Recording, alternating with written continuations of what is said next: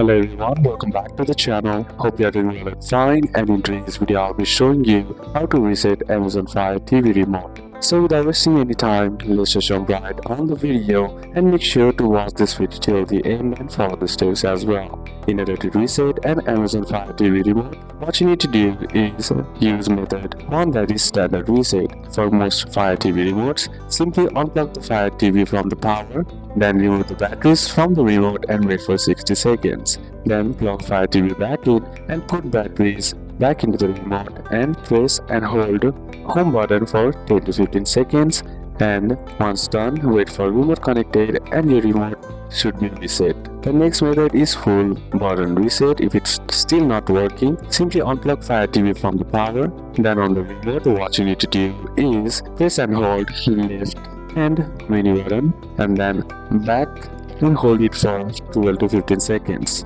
Then release all buttons and wait for 5 seconds.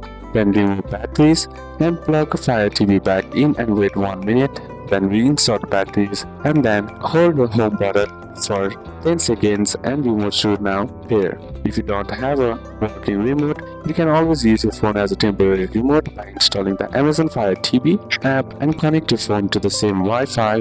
Open the Wi-Fi and connect your Fire TV, then pair your physical remote once again. So these are a couple of steps that you can apply, and that's it for today's video, guys. Hope this video was useful to you. Leave a like if it did, comment down any questions that you have, and see you soon on the next one.